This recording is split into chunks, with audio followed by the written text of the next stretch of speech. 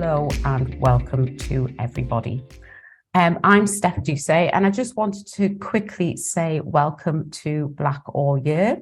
I'm the creator of Black All Year, and it was set up to remind everyone that Black issues and challenges, our achievements and experiences happen all year round and not just in Black History Month.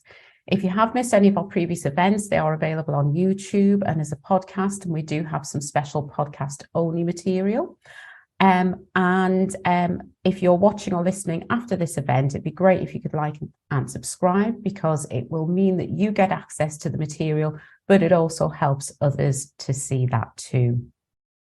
Now, I have great pleasure in introducing our guest for today, Festus Akinbusoye, and apologies if I've mispronounced that. I did look up how to pronounce it, so I think I've hopefully got it right. Festus was born in Nigeria, and he lived there until 13 when his family was forced to leave for the UK following a military coup.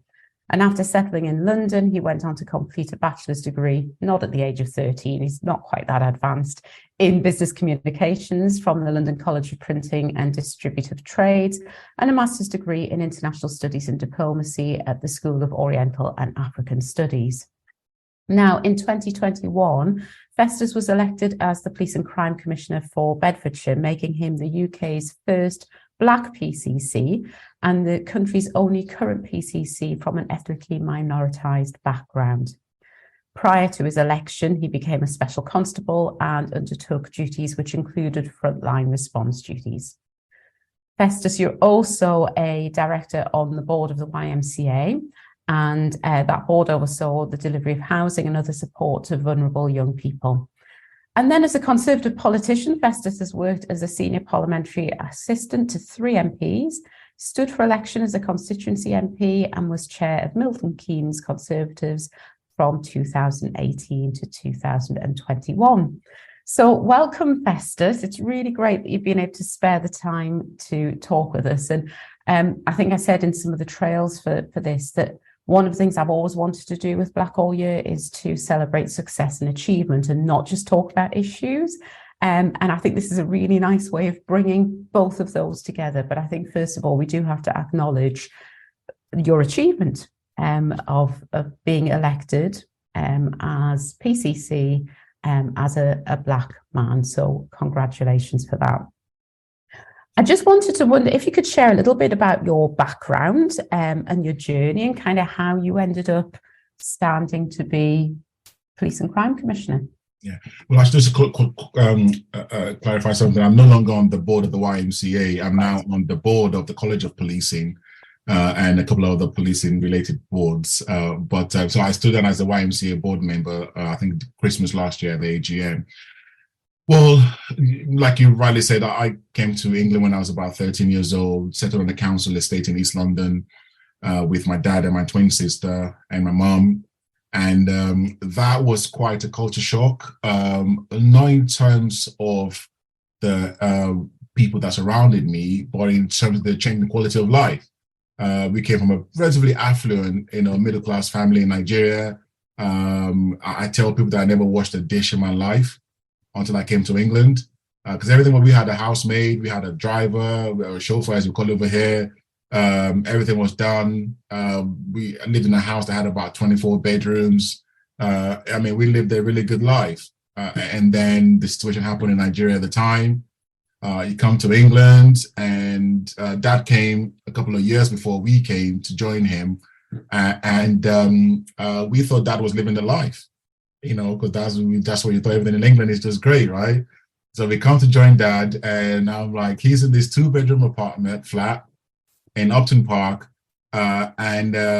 me, my twin sister, Dad, and Mum were living in 1 bedroom, and another family of 4 occupied the 2nd bedroom. So there were 8 of us in a 2-bedroom flat, that was something I've never experienced before in my life.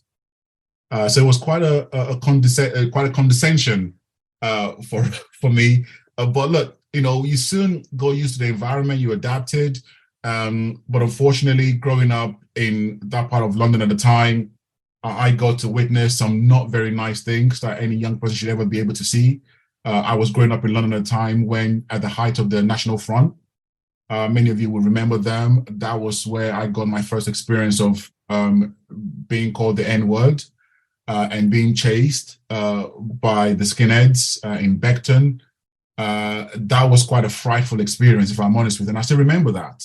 That was where I got to hear about Stephen Lawrence. I'm a good friend of Dwayne Brooks, who was with Stephen at the time, and I remember exactly where I was when I heard about the death of this young black boy that had been killed by some white guys. And so it was quite it was quite a traumatic environment to grow up in, but somehow I made it through that.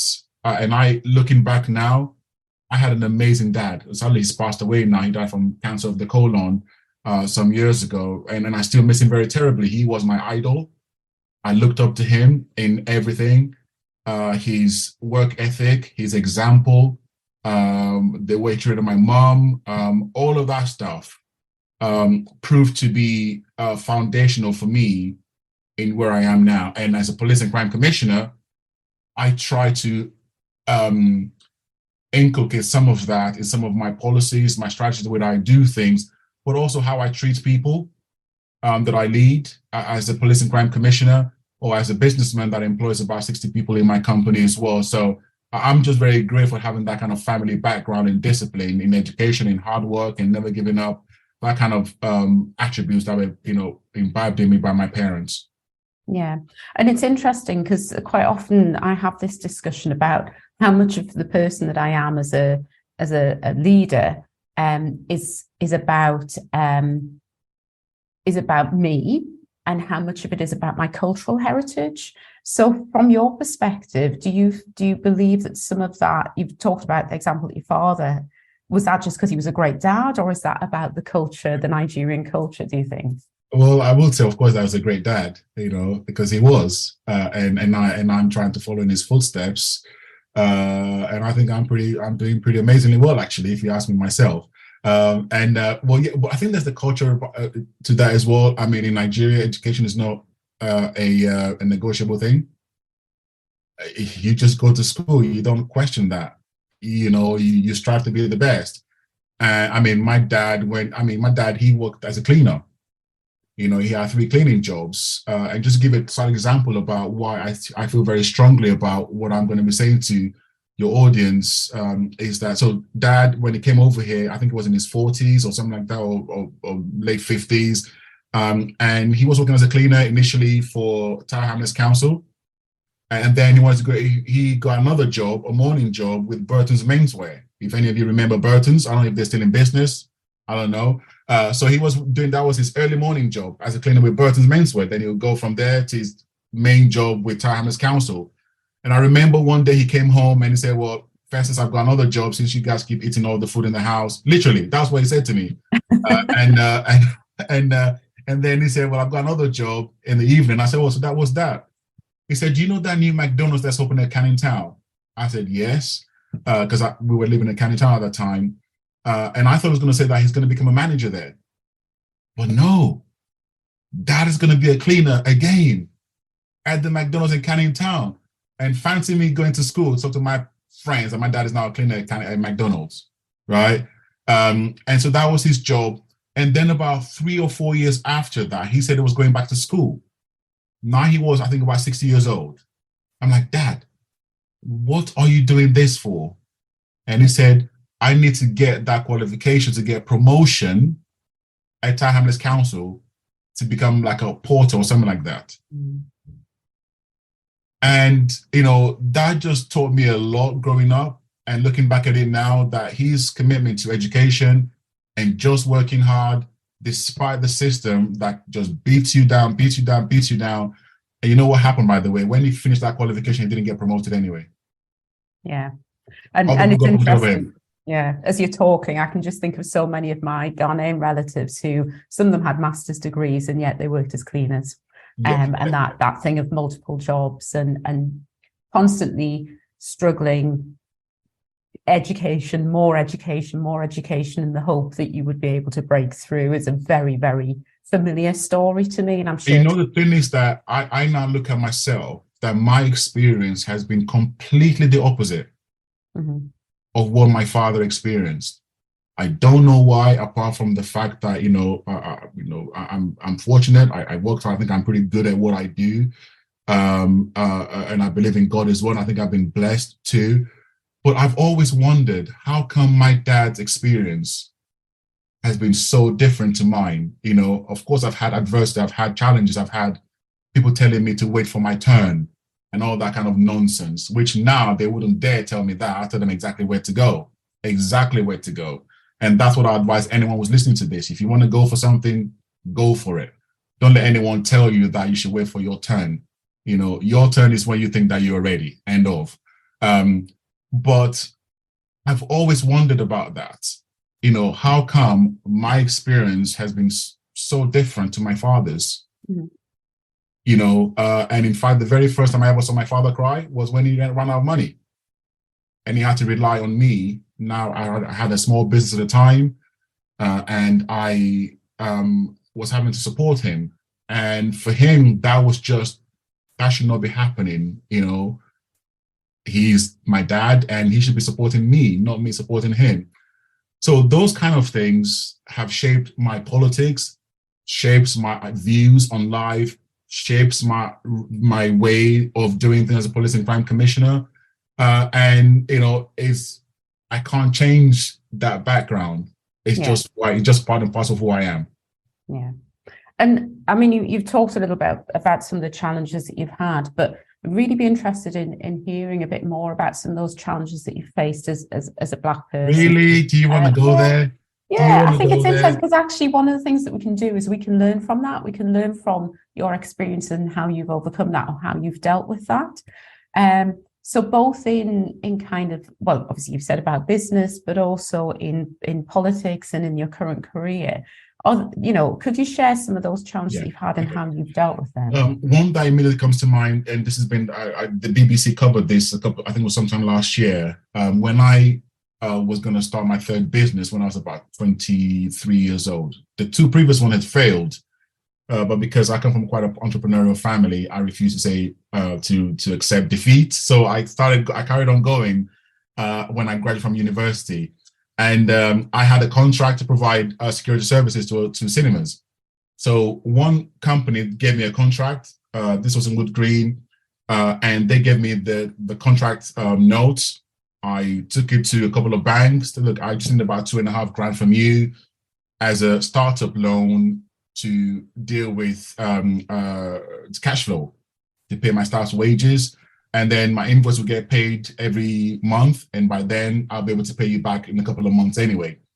So I went to 2 or 3 high street banks and they all just turned me down. And I remember going to one bank, I won't say which bank it is, in the city of London, because I thought I was a big guy. So I'm going to go to on Threadneedle Street. I had this big dream of having this amazing company that was going to employ lots of people and it was wonderful. So I thought, let me go to the city of London. And so I went to this bank. I took my business plan to the lady. She looked at it, and no word of a lie, she said, "Just sit there, Mr. Akinbusoye, and I'll come back to you." I was just, I think, 22, 23 at the time. She went to an office. I still remember the back of my mind now, her walking to this room, and about 5 or 10 minutes later, she came back, and she said to me, "I'm sorry, Mr. Akinbusoye, we don't do business with your postcode." Wow. Which was something that I'd never really understood before. I never come across that before. I still live in this kind of perfect world, despite the stuff with the neo-Nazis in as a teenager in Beckton at the time. But this was just different. The idea that somebody would not deal with me because of who I am and where I live was just, and I'm like, anyway, that nearly broke me. But I remember going to my dad and talking to him about this, and he was like, "Look, first, he calls me Kende by my Nigerian name, Kende, which means last to come because I'm a twin." Anyway, so Kende, if you believe in something and you want to do it, you better be willing to take a chance on yourself and do what it takes to get it. Mm-hmm. And he was kind of harsh like that. He didn't say like, "Oh, poor you." That was not my dad. That was not him at all. So I then looked in the Yellow Pages, if any of you remember Yellow Pages, and I came across something called the Prince's Trust. And to cut a long story short, I went to the Prince's Trust. They looked at my business. They were like, "This is just a no-brainer." They gave me the funding, and they gave me a business mentor. Right. And this business mentor, we're still friends today, more than 25 years later. And James happened to be an executive coach to FTSE 100 company CEOs in London. And he was my business mentor that the Prince Trust gave to me. They got their money back. We're still friends. That company grew from 4 employees to about 60 employees in 10 years. So the bank lost out. Oh, in fact, that same bank wrote to me about 3 years later, asking if I wanted a £500,000 loan. I put in the bin. Yeah. And that's why the King Charles, when he came to Bedfordshire last year, he heard about my story and he wanted to meet me to hear about that. So he calls me his graduate. The other story that I will tell you, this one was in politics about 2017 or 2018, when I knew there's going to be a vacancy for a chairman of the Conservative Federation in Milton Keynes. I put my name in the ring that I want to go for it. I stood for Parliament in 2015. I knew my business. I knew about campaigning. I understood politics. I understood the new nuances of leadership within the political environment. And so you go around, asking for support because people vote for the chair. And I remember going to one particular councillor who then said to me, well, Festus, I think you should wait for your turn. You're not quite ready yet. I said, okay. Yeah, there's somebody else who's going to be applying. I think you should probably step down for him. He's a retired rear admiral or something like that, and he's a sir this or sir that, and blah blah blah. I'm like, okay, really? Okay, fine, I hear you. So I went, thought about it. I put my name in the ring. I did my groundwork, and the next thing I knew was that this guy stood down. He did not want to face me because he knew he was going to lose. So I won that election unopposed. And I served the three full terms as chair, and then I stood down the year that I actually became PCC. So you can assume the ethnicity of those individuals that I encountered. Whether it was because of my race, I don't know. But I choose to take no for an answer. Yeah. Because I believe in myself and what I'm capable of achieving. Yeah, and I'm just, as you've been talking, I've been kind of really curious about, so obviously your early years were quite a privileged upbringing in Nigeria. And I do wonder how much of that has given you this kind of confidence to then just go, well, I'm not accepting no, because you've had that grounding of advantage. And then that very stark contrast when you then came here. Do you think that's had any bearing in your resolve to just get on with it? I don't think so, because Britain became a leveler. You come over here and you start literally from the ground again. Everything around you is wiped away. I mean, I had, the only privilege that I had was that I managed to get to England as an immigrant. That was it. But once I was here, I was at the bottom of the social ladder. Like everybody else that I grew up with, black, white, or Asian, we were all, okay, maybe now being black, I was probably at the bottom of the bottom. But, there you go. But I really do think a lot of this down to my parents and the determination that they gave me. But also there was an element of that it's probably got to just be my own, whether I am just wired. I have failed at several things in my life. I've not succeeded at several things, but there's just something about me that I just refuse to quit. And I work hard. I hustle. I'm a hustler. That's just me. And yeah. I'm not afraid to fail. I really am not afraid to fail. I'm not afraid to give things a try. I'm not afraid to put my hand up in a meeting where I'm the only black person in the room, for example, amongst people who are so privileged, so up there, and to say, I'm sorry, guys, I think you're all wrong. And here are the reasons why. I have no issues whatsoever in doing that. I've sat in a room, I won't say which prime minister, because we've had quite a few in the last couple of months. But I've sat in a room and I've said, Prime Minister, I think that is the wrong way of doing things. I think you should be looking at it this way. Yeah. I don't mind doing it. And I think that's probably the reason why I'm where I am. And I will still keep encouraging anyone, don't be afraid to use your voice. The fact that you're in that room means that you have an obligation to use your voice. It's important that you do that. And the more you use your voice, the more you will find it in the future. And the more you find it in the future, the more you're going to encourage other people to use their voice, whether they're black, white, male, female, trans, gay, straight, whatever the case might be. But what is the benefit of you being in that room if you're going to be quiet or sound like everybody else? What do you bring to the table? Yeah. You might as well not be there because somebody else will say exactly what you're going to say anyway, right? Yeah. And I mean, we've had interesting discussions on Black All Year before about safety and about the safety to do that. And I think there is, I do wonder, and I think if I think about my own position, I think I've got, Evelyn's just commenting there, I think I've probably got to the position now where it's kind of the requirement for me and the duty that I feel to speak up and be that voice is outweighing, do I feel safe to do that? And I think what I would always acknowledge is that that there will be some people who do not feel safe because their entire livelihoods are dependent on that role, and therefore it's very difficult for them to speak. I understand that. I understand that. But I can really just tell you about me and how and the risk that I choose to take. Okay, but I understand that you can never change power structures by just being nice. It doesn't happen. You know, it's just the way it is. But look, I'm not going to ask anyone to be like me and be willing to put their livelihoods on the line.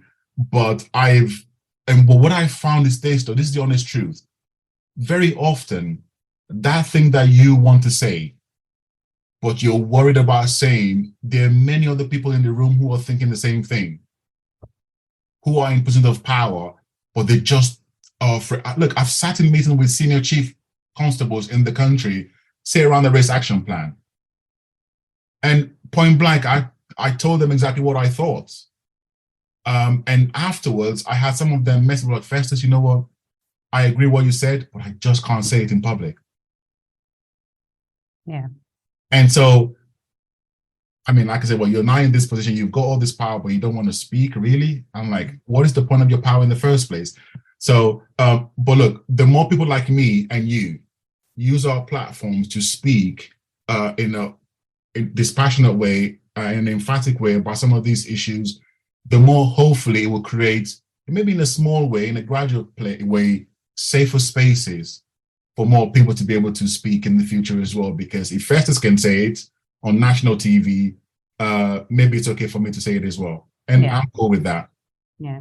And Evie's actually commented that quite often people who are from the global majority, who are in positions of authority, don't use their privilege to speak.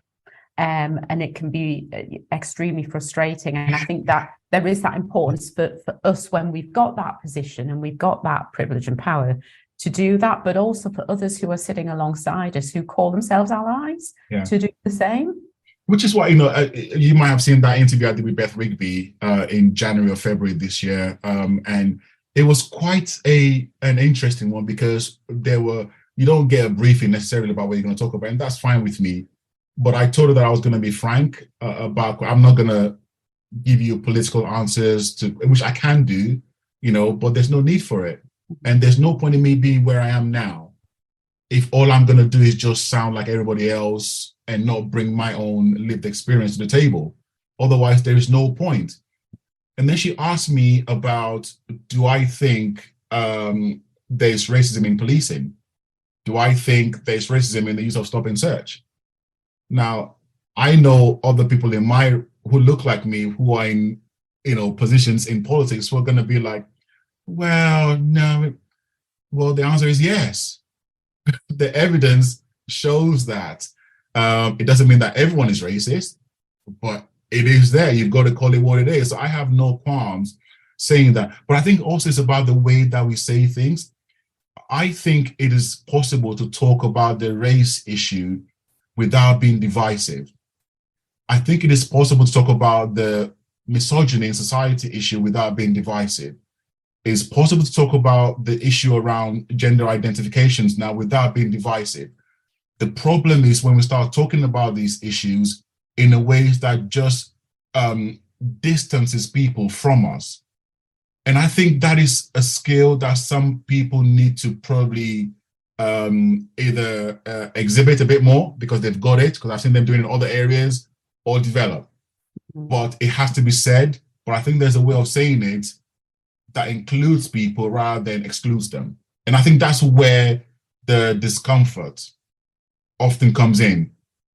And I think I would agree to an extent with you. I think that, I would certainly say that I'm the type of person that likes to have an inclusive conversation rather than a combative conversation. I think some of my experience would say, though, that some people, the second that they start to feel discomfort, and let's face it, if somebody started to talk to me about their experiences as a trans woman and was calling out my privilege as a cis woman, that might get a bit uncomfortable for me. That's okay, and I should feel uncomfortable about it. Doesn't mean I'm wrong, doesn't mean I'm bad. I should feel uncomfortable. The problem is I find some people, when they feel that discomfort, they get defensive. Yeah. And then it makes it really difficult. You are right. Look, these kind of conversations, they're going to be around for forever. It's not going to go away. I just want it to be okay for us to talk about the pains that other people feel in society without others saying, well, here we go again. That is where I want to be able to listen to women talk about how unsafe they might feel at night walking through a park without men thinking, oh, here we go again. I want Black people, brown-skinned people, anyone to talk about what they go through on a day-to-day basis that they're not happy about. And we just want to listen. And I keep saying this, when we have a society where people no longer want to listen, the argument starts. And when the argument starts, the fighting starts, and nobody wins. And ultimately, it starts with people being willing to listen to one another and our experiences and trying to find ways that we can make society safer, better, and happier for everyone. I don't think that's too much of a difficult thing to aspire to. And Evie's actually said there that quite often it's about the message, not the messenger, and that actually when you're discussing things like racism, misogyny, homophobia, whatever, people go into denial. And I think following on from denial comes that defense, and it's kind of human nature. So Festus, one of the things that when we had a chat before this, and I think it's one of the things that is you breaking stereotypes a little bit. I want to talk a bit about your politics. So you're a Black Conservative politician. That must bring with it a few complexities because your party has, let's put it lightly, faced some criticism about racial issues in the past and actually at the moment. If we think about things like immigration, we think about the report on the Commission for Race and Ethnic Disparities, where it pretty much said systemic racism doesn't exist and everything's okay. How do you equate some of the stuff that you've just been talking about with being a Black Conservative politician? Because that doesn't compute for me. Well, Steph, apart from the fact, Steph, that you're wearing the correct color, just because and so I see you very much as an ally in this. But look, it's not. Why should it have to be very difficult? I think there are perceptions that people have that it's what it is. I've never personally experienced racism within the Conservative Party myself. In fact, if anything, I have been pushed forward to go for things by white men and white women who saw my talents and my abilities, and they said, Festus, you have to go for this. and I will help you. I will open doors for you. And they have been supportive, and I have given suggestions about things, and that have been taken on board. That has been my experience. However, can I say the experience of other people are invalid? Absolutely not. I'll be stupid to say so, any more than I can say that my father's experience of racism was just a make-believe thing. So that's just not where I'm at. In terms of me squaring my blackness with policing and with being a member of the Conservative Party, I am me. I am not shaped by the political party that I am in. If anything, I want to shape it. And any human being that allows an external factor to shape who they are is in for a lot of problems at some point in their lives. Whether you come into policing, whether you come into the healthcare sector, whether you go into education, there will be a culture in all of these organizations. You have to decide if you want that organization to shape you and your values and who you are, or you want it to be the other way around. I always choose, because I've spent a lot of time working on my own sense of values, who I am, what I want to see, and project into the world that I'm in.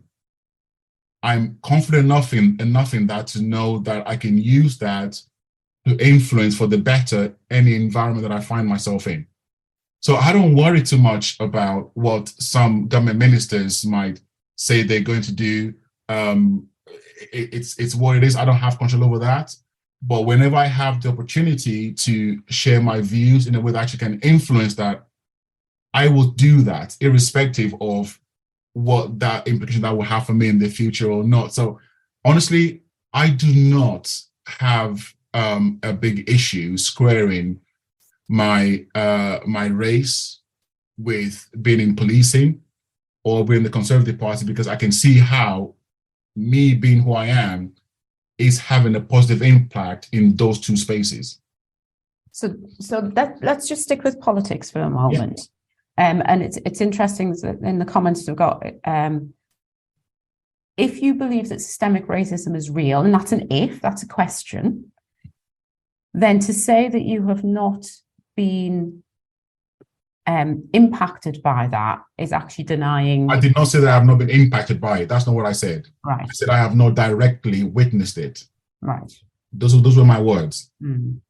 So from your perspective, when you're saying about not having experienced racism directly, it's that tangible one-on-one type of racism rather than that more systemic. Oh yes, yeah. So that's not. So me saying I've not seen it personally does not mean that it doesn't exist. Like I've just said, you remember I'm talking about my dad as well and what other people would have told me they have experienced.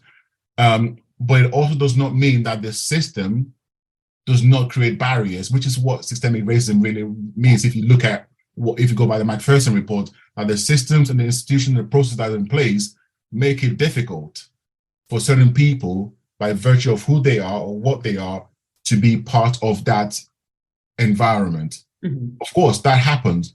I can tell you how I've chosen to deal with it, which I've kind of mentioned in the past a few minutes, but I'm not suggesting by any means at all that it doesn't exist, nor do I think that means that I haven't experienced it directly is denying the existence of it. Yeah. I hope that makes sense. Yeah, it does. And then so again, like I said, this is about me and just kind of, It's fine. Resolving things. So when you are a member of, a supporter of a political party that has come out with some of the policies that our government has come out with, to remain a member of that party, how can you do that? So this is just preposterous, right? Christianity was used to justify the slave trade. How many people in this audience are Christians, right? Islam was used to justify the slave trade. How many people in this audience are Muslims? Okay, the Labour Party was a party that took this country into a war in Iraq that killed many, many, many people. And this country is still suffering the impact of that till tomorrow. There are people who have been in the Labour Party who are Black. who are Muslims, right? This idea that you can't be one thing and belong to one group is just ridiculous. The NHS has got even greater level of disproportionality in terms of outcomes. Look at what happened with Black women in the NHS, in maternity wards. How many Black nurses are there in the NHS? Do we support the NHS? Yes, we all do. We all think the NHS is the one of the best things since sliced bread. So this idea that you can't be in something because that organizations, one or two people have some ideas within that organization, I think it's just preposterous. You've got to realize that politics is like it's a spectrum. And in every political party, just like in any organization, there are different views. And it's only a matter of time which view will be on the ascendancy. It's only a matter of time. Those who were ardent Brexiteers, they gradually, the pendulum is swinging one way, and eventually things will swing in roundabouts again. And ultimately, those who stick around the longest end up calling the shot eventually. But if all Black people were to become Labour Party members or Labour Party supporters, that is not good news for Black people, in my opinion. If all Black people were to be in the Tory party, for example, that would not be a good news for Black people. Okay, we've got to recognize that politics, political organizations, gathers of every kind, the same way that you can have one church where different people have their own beliefs about who Jesus is. There are some people in the Catholic Church who think Jesus is Black. And there are those who think Jesus has got blonde hair and blue eyes, but they still operate in the same Jesus, right? It doesn't have to be a problem. What matters is who you are, what you believe. And when you have the opportunity to make decisions, to drive change, what do you do? And I think there are some people who you can question what they are doing at the moment, given how much they look like you and me. But hey, it is what it is. Yeah. So if I'm hearing you correctly, I'm going to clean this little phrase up a little bit. You would rather be in the tent spitting out than being outside the tent spitting in. Well, I spit and piss in the bathroom. That's what I did. But look, let me just say this now. Regardless of what political party you're in, you're going to be making decisions that will be popular or sometimes unpopular. This is the reality of the public space. There are some things that the government have done that I do not agree with. There are something that they have done that I support. If you want to talk about immigration, for example, since you raised that issue, I don't think there's anything wrong or racist about a government wanting to control its borders and who comes into this country. In Africa, this happens all the time. There was a time when, this is still the case. There are immigration controls in Africa within African countries. I don't see any real problem with a country wanting to get a grip on who comes in and who is staying in the country. I think that is agreed across all political parties, all political divides, that this is not a bad thing. However, I understand the concerns that some will have about the language. That's one thing I really worry about. I think it is absolutely obscene that human beings will be described as like cockroaches and referred to in a very, very inhumane way. That is not how I want to, that's not the kind of society that I want to live in. It is totally wrong, and I do not support that. And I have been quite public in some cases, opposing some of the language that has been used by some government ministers in the past, and that's a matter of public record, and I'm not going to change that. Yeah. And I think there's something as well that I would love to see from across the political spectrum, is that recognition and acceptance of the role that the UK has to play in creating the circumstances that means that people have to or want to leave their countries of origin. And I think there's just a general lack of that. It's almost as if it has nothing to do with it. But would you challenge a Black person who's in the Labour Party because we've got people who are coming across the border who are coming from Iraq now. Yeah, because well, like I say, it's across the political spectrum. There needs to be that acceptance that we have created a lot of those conditions, and continue to create those conditions. Yeah, and it's a real challenge, because I can understand the political dynamics that is somewhat driving this narrative and policy move. But the reality where we find ourselves in Britain right now is that we've got the highest ever proportion of job vacancies available that are unfilled.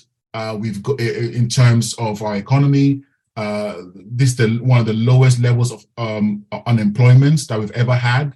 If you want to grow economy, you need people to do the jobs. Yeah. Right.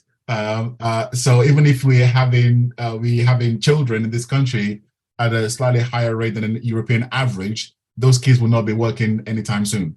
Yeah. Right. So you need the labor, you need people to do the jobs. So I'm sure somebody somewhere is talking some sense to someone that you actually need people into the country to do the job. And what people some people don't want to accept is that if you look at immigration from outside of the EU, it is the highest it's ever been. Yeah. Go figure.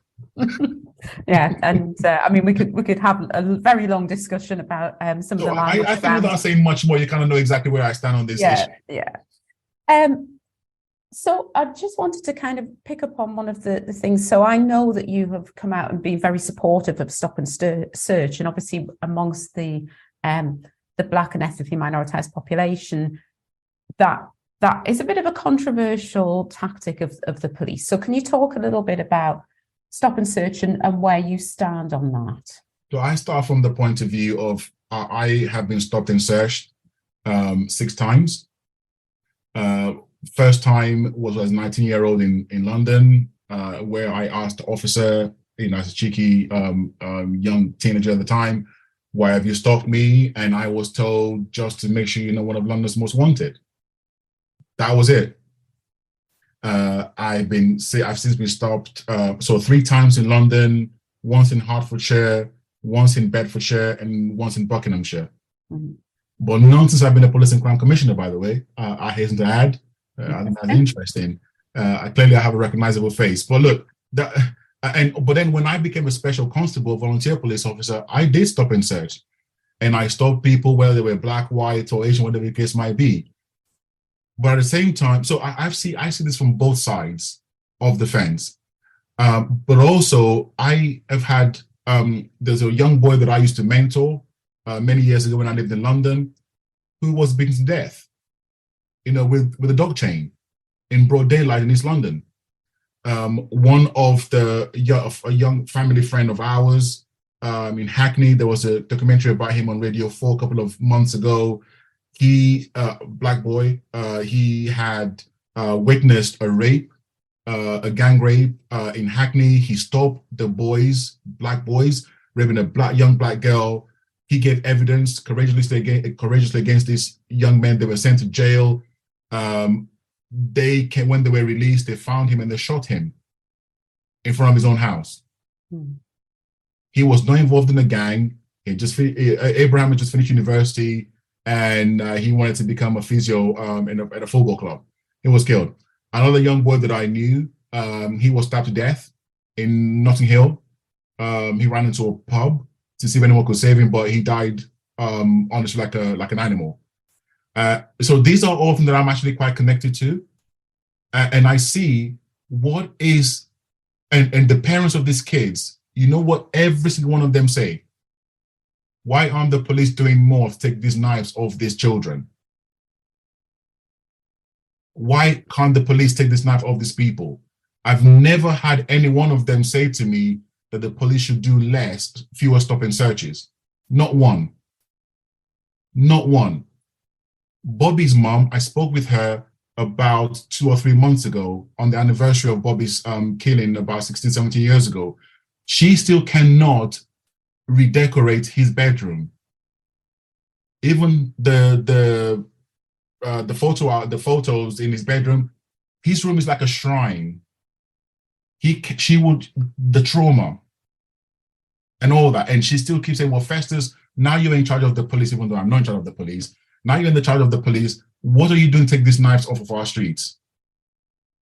Stop and search is just one of the tools that the police have in taking these knives off of our streets.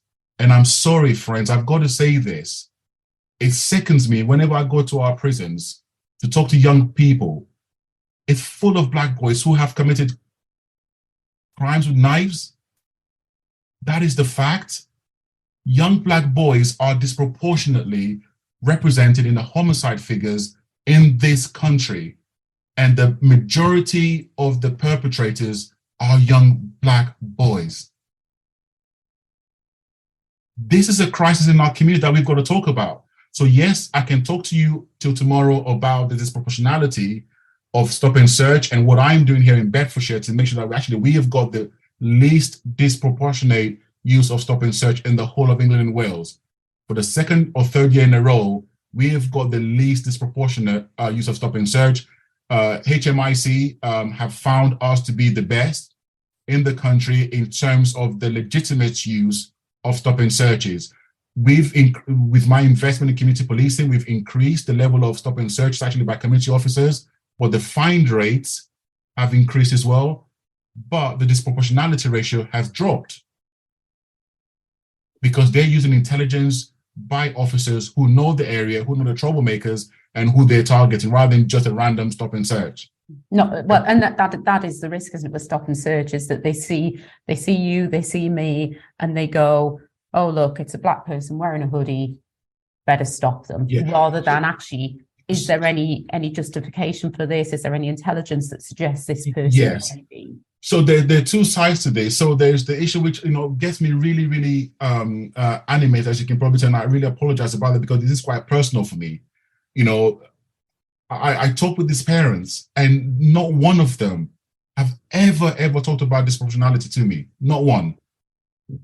All they know is that this boy had a knife on him, and no one took that knife off him.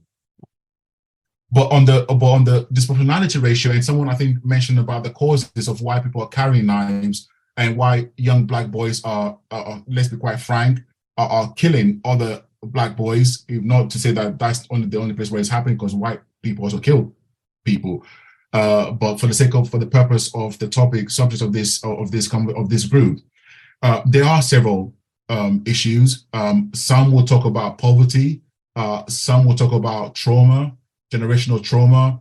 Some will talk about education system and the rate of exclusion from school. And my strong belief is that when a young person is not in education for a long enough period of time, bad things happen to them. And that is what the evidence show, that from the Department of Education, about 60 to 70% of young people who were found with a knife have had a history of persistent absenteeism from school or not going to school at all. So we've just got a few minutes left, believe it or not. Time has flown by. And I think that's a really good point for us to just kind of touch on before we end, around actually how are you using your role as PCC to look at addressing some of those root causes? What is it that you feel that you can do in your role to tackle some of those systemic issues that are pushing people more towards crime? My very starting point is that policing has got to be something that is done with the public, not to the public. And one of the ways you do that is by being transparent and open. The police need to make information available to the public, whether it puts them in a good light or a poor light, because how can you change something that you don't admit? How can you fix something that you don't see as a problem? How can you touch something that you can't see? And if the police are publishing for the public to see the level of stop and searches, the ethnic breakdown of those who are being stopped, the outcomes of those searches, the age profile of those who are searched, the location of those searches, unless you have that information in the public domain for the public to scrutinize, right?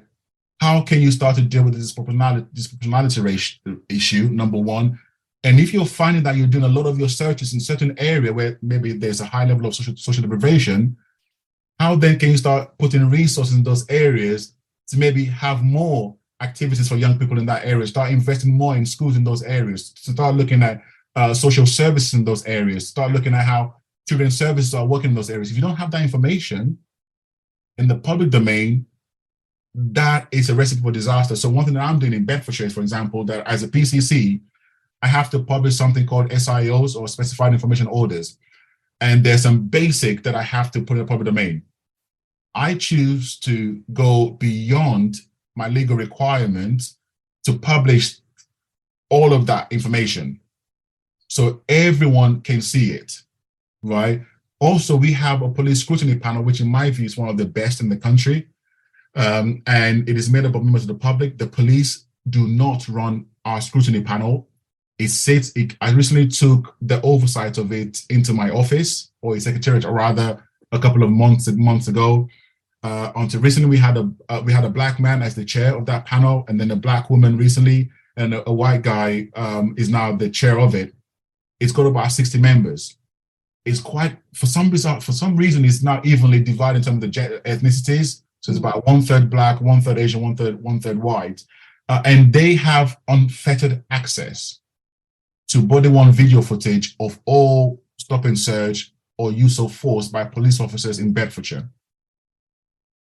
And they have been trained on what the law is on stop and search and use of force, and they can have a look at that and then give feedback to the police officers. Some of them don't like that. Tough. But it has to happen. Yeah. And we have a situation now where when we look at the stop and search league table, so to say, well, there isn't a league table, but you kind of look at the information. Which officer has been carrying out the most stop and search? What are his or her fine rates? If you're finding that the disproportionality ratio of that police officer is a little bit out of kilter with the norm, they have to have a conversation with the assistant chief constable. Mm-hmm. Now, that is a massive leap for them to, not because we want to stop them from doing their job, but we want to find out, why are you stopping that many people? And by the way, you ain't finding nothing. What are you doing? Right? So when they know they're going to have that kind of conversation, people just think a little bit more before they start doing certain things. So we haven't seen stop and searches falling as a result of this. What we've actually seen is that it's gotten better. And this is what we need. We don't necessarily need less stop and search. The police need to do their job, because people don't have an X-ray device to see who's got a knife or a gun or whatever it is on them. It just needs to be better. The other thing that I think that we need to be doing is that police and crime commissioners need to do a much better job in holding their chief constables accountable for the way they use these powers. So the force knows that, the chief constable knows that whenever we're having a conversation about force performance, I want to see the data on this, because what you measure is what improves, right? Yeah. If we don't look at it, nothing's going to happen. So we've got the scrutiny panels, we've got the scrutiny from my side as a police and crime commissioner as well. But also what I'm doing as a PCC, I don't think any other commissioner does this in the country. My PA was telling me that yesterday I've probably been to about 87 schools since April last year. Now, I couldn't do any beforehand because lockdown, schools were not allowing anyone to come in. And if you include the holidays, I'm probably doing about 2 to 3 schools a week. Directly going into school assemblies, from nurseries to secondary schools to sixth form colleges, talking to young people about my own lived experience, inspiring them about what the future can hold for them, telling them about my background and the choice that I had to make to be where I am today. So they actually see someone that looks like me, that sounds like me, with my background, where I'm at. And the impact that has had on some of the emails that I've had from parents, my son kept talking about this big black guy that came to their school the other day. They could never remember my name, but they imagined it was me. I spoke about this, and he hasn't stopped talking about you since last week. We've had several of these kind of messages. So, and also lastly, in Bedfordshire, we have an education and diversion team, police officers who go into schools. We have a violence reduction unit team that's led by a Black woman, the first one in the country as well, that's led by a Black woman. Kimberly Lamb, some of you might know who she is. She's absolutely amazing woman. She reports directly to me as well. Again, they do an amazing work, working with young people, taking them off the streets, engaging with their families, supporting them to keep them off the streets. And just lastly, I also talk about a pilot that I just finished in Bedfordshire on absenteeism. My view was that local authorities were, despite their best efforts, failing some young people who were not going to school for different reasons, and the police were being called in to deal with these kids. Now, in my view, why the hell are the police being called to deal with the case of a child who's been absent from school? You're just criminalizing these kids. You know, we don't want kids to be having that kind of exposure to the police, especially when they haven't committed a crime. Some of them are known to the police. So I decided to use some of the funding from our VRU to get some of their youth officers, the youth intervention specialists, to actually take the referrals from the school of a child who's not been to school, let's say for about a day or two, and they go visit them at home or talk with their parents. So they're not part of the police. They're not part of the local authority. They're not there to fine you and take you to court. They're just there to find out what the problem is and what can be done to help you get back into school. And we have had 100% engagement rate of the 180 or number of kids that they actually worked with in the last 12 months. Amazing. So we now have a young person who was not going to school before, who's now in an apprenticeship program. We've got one that now wants to join the army. Another one is not some kind of a restricted itinerary in school. So he's going into school for a couple of hours before he wasn't going to school at all. But we had to pilot this in Bedfordshire. So I've just written to the education secretary, letting her know about what we've done, the impact that we're having. And some of these kids, unfortunately, they're the ones who end up getting exploited by the gangs. Yeah. So hopefully that gives you a small idea of some of the things that I'm trying to do in my own space. Great. Thank you. We're going to have to draw it to a close. I think one of the things I've been struck by, though, is that, and there's been some stuff in the comments about this, is that if one accepts that racism exists and that systemic or institutional racism exists, and start from that point, you can actually start to make a difference. Yeah. And I think perhaps that the barrier that we've got in some areas, and particularly some police forces that are, some police services. You can talk about the Mets and Greater Manchester, yes. That reluctance, that absolute denial, the inability to use those words are actually blocking progress. What I want to say about that is this, friends, is that let us not delegate our own powers to other people who have other ideas. I understand the importance that some of us are placing in the need for certain individuals to accept certain things. We are not going to be able to change that for everybody. There are some people who are going to accept that we're in a free country. Some people will accept certain things and some people won't. But that must not stop the need for progress and change. So they can deny all they want. The reality stares them in the face. And eventually it's going to slap them in the face. Right? So what I choose to do, I accept that these institutional problems are there for women, for ethnic minorities, for global majorities, it is there. And my rationale for wanting to change this is this. I want this country to be the best country for anyone to live and do business and to raise a family. We can't do that if we're not getting the very best out of all of our people. Racism, misogyny, homophobia, all of these kind of prejudices dampen aspiration, and it clobbers desire, and ultimately stops people from progressing and giving the best that they can to this country. So by dealing with racism, institutional racism, you're also going to deal with institutional misogyny.